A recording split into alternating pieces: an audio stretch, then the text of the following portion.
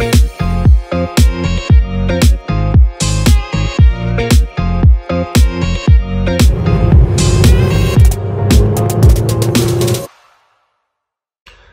à toi et bienvenue sur Time to Live My Best Life. Donc on se retrouve chez moi dans cet appartement que j'ai rénové ces derniers temps. Et donc j'ai installé une cuisine Ikea. Je me suis posé la question, meilleur rapport qualité-prix, également la diversité, la possibilité de personnalisation, etc. Et est venu le moment fatidique du choix du LV, comme on dit dans le jargon. Lave-vaisselle. Et bien le lave-vaisselle, ce qu'il faut savoir chez Ikea, c'est qu'ils sont malins. Et en fait, moi je voulais un lave-vaisselle encastrable, c'est-à-dire avec une façade devant. Et quand tu regardes de l'extérieur, tu vois rien. Tu vois juste un meuble, tu sais pas si c'est un placard ou un lave-vaisselle. Je voulais absolument ça parce que je trouve ça plus esthétique. Le problème avec Ikea, c'est que leurs façades, elles sont plus hautes que les façades des autres cuisinistes. Ce qui s'est passé en plus, c'est que quand j'ai fait l'appartement, au moment de mettre la cuisine, j'étais un petit peu dans un timing assez serré et je suis tombé pendant le confinement. Rupture de stock, pénurie partout. Donc, ils avaient aucun modèle de lave-vaisselle hormis le top du top qui vendait, je crois, 1000 €. Tu me vois, moi, mettre 1000 € dans un putain de lave-vaisselle pour laver les plats? Du coup, je me suis dit, ça va pas le faire. J'ai commencé à investiguer un petit peu et très compliqué. Sur Internet, on trouvait de tout. C'est pas possible, il faut que du Ikea. C'est possible en bricolant beaucoup, mais tu vas galérer. J'ai même trouvé des systèmes, donc des autres marques, des entreprises qui se sont créées pour pallier à ce problème. C'est des espèces de charnières métalliques. C'est un kit qui te vendent, adaptable. Je me suis dit pourquoi pas. Sauf que ce système, ils vendent ça 150 boules pour 4 bouts de métal. Donc il y avait cette solution-là qui ne me correspondait pas. Et il y avait aussi Ikea qui vendent leur kit d'adaptation. C'est pareil, c'est des charnières, mais apparemment c'est très compliqué. Ça peut être très compliqué à adapter. Et j'ai regardé chez moi, dans mon magasin, il n'y en avait pas. Dans le magasin, à 1h30 de chez moi, il n'y en avait pas non plus. Après, il fallait faire 6 heures de route pour aller chercher leur charnière. J'ai dit, Nikoummouk.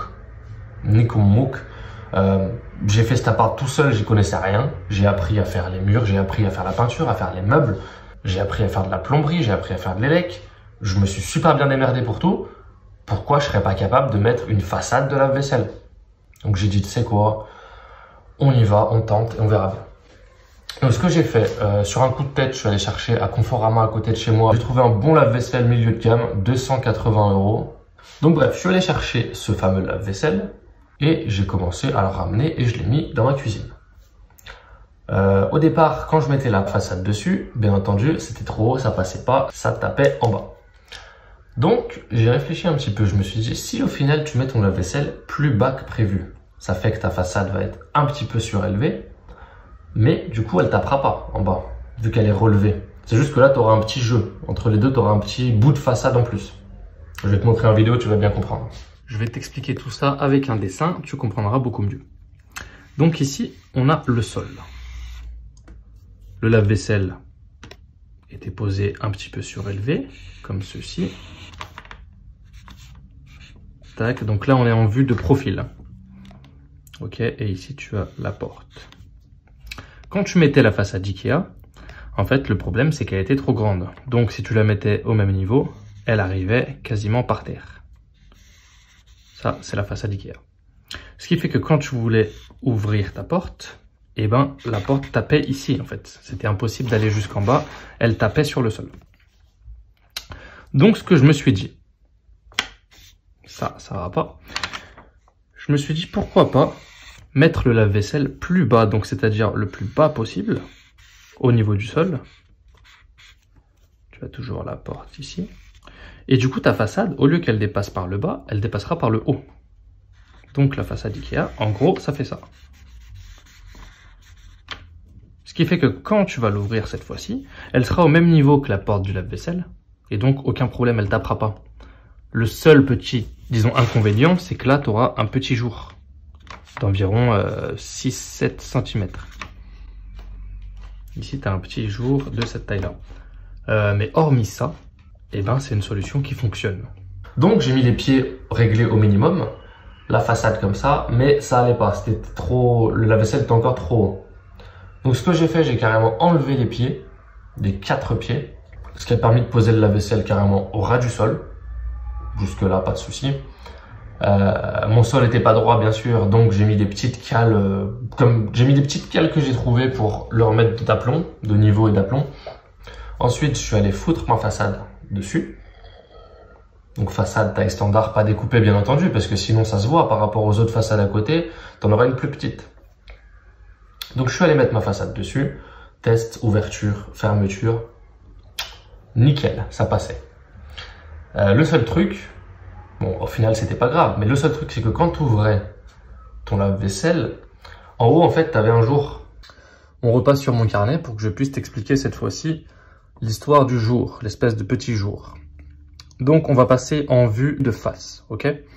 Donc concrètement tu as ici le plan de travail qui repose sur les caissons. Tu as un caisson là, un autre caisson ici, un autre caisson par là. Et donc ici, tu as l'espace pour le lave-vaisselle. Ce qui se passe avec cet espace, c'est que ton lave-vaisselle, du coup, il ne l'est pas sur le plan de travail. En fait, tu as un jour vu qu'il est posé au ras du sol. Et donc, tu as ta façade, par contre, qui, elle, va bien jusqu'en haut. Elle fait tout le tour. Donc, en fait, quand tu regardes de l'extérieur, tu vois façade jusqu'en haut, façade jusqu'en haut, façade, façade. Tu ne vois aucune distinction entre les quatre. La seule chose, c'est quand tu ouvres ta façade, eh ben, tu vois ce petit jour. Donc, qu'est-ce que j'ai fait? Je me suis pas fait chier. J'ai mis un petit assaut ici, et j'ai tout simplement vissé un tiroir, une façade, en fait, une façade de tiroir, vissé là. Ce qui fait qu'ici, tu as une petite façade quand tu ouvres de la même couleur que les façades ici. Donc, ça se confond un petit peu dedans. Et ça te permet de rendre ça plus esthétique. Et franchement, je vais vous montrer en vidéo, mais moi, je trouve ça nickel. Pour le prix que ça m'a coûté, j'ai rien à dire, c'est parfait. Au final, je suis très content du résultat. Ça m'a pris très peu de temps. Et voilà, juste une chose à faire attention. C'est que moi, ce qu'il faut savoir, c'est que pour que ça passe, j'avais déjà réglé mes meubles au plus haut. Je sais pas si vous savez, mais les meubles de cuisine, ils sont toujours fournis ou pas avec des pieds, ou alors il faut les acheter, mais il faut les mettre sur des pieds pour que vous puissiez mettre les plaintes en bas. Et ce que j'ai fait, c'est que moi, j'avais réglé mes meubles très haut, presque au maximum. Je crois qu'ils sont à 80 cm de haut. Je les remesurerai, je te montrerai ça. Mais ouais, ils sont réglés en haut. Ce qui fait que du coup, il y a assez de place pour le lave-vaisselle et pour la porte qu'elle s'ouvre tranquillement. Fais le test. Si tu vois que ta façade, elle est décalée des autres ou qu'elle tape en bas, et ben, il suffit de remonter encore plus tes meubles et de vraiment baisser ton lave-vaisselle. Ce sera juste le seul truc en fait. Il faut que tu règles tes meubles par rapport à la façade de ton lave-vaisselle. Donc moi, je te conseille de les mettre au maximum dès le début. Comme ça, t'es nickel. Et puis voilà. T'as ça. Ah, et également la plainte. Quand tu mettras tes petites plaintes en bas, il faudra la redécouper pour que la porte puisse bien s'ouvrir. Voilà, de toute façon, c'est simple. Tu verras quand tu vas l'ouvrir, elle va taper sur la plainte. Tu auras juste à dessiner où c'est que ça bloque, à découper cette partie. Donc les plaintes Ikea, c'est du plastique. Moi, j'ai fait à la scie sauteuse. Franchement, j'ai même pas fait ça propre du tout. J'ai fait ça vite fait à la scie sauteuse. Mais ça se voit pas, à part quand tu te penches comme ça dessous. Mais personne fait ça. Toi, tu es à hauteur Dieu. Donc, je vais te montrer, j'ai découpé à peu près autour du lave-vaisselle. Et puis, c'est tout. Concrètement, tu as juste à découper ta plainte, régler ton lave-vaisselle au minimum, et puis habiller le jour qu'il y aura en dessus entre le plan de travail et le lave-vaisselle. Voilà, j'espère que ma petite solution t'aura bien aidé. Concrètement, je pense que elle va te faire gagner pas mal d'argent et beaucoup de temps aussi dans les recherches. Et surtout, ça te laisse le choix, ça te laisse un vrai choix dans les lave-vaisselle. Tu peux choisir quasiment tous les modèles qu'il y a sur le marché. N'hésitez pas à mettre en commentaire si vous avez testé ma méthode avec d'autres modèles de lave-vaisselle. Mettez bien le modèle et les dimensions et dites-moi si c'est passé ou pas. Moi, je vous mets mon lave-vaisselle que j'ai acheté, les mesures de ce lave-vaisselle. Et puis voilà.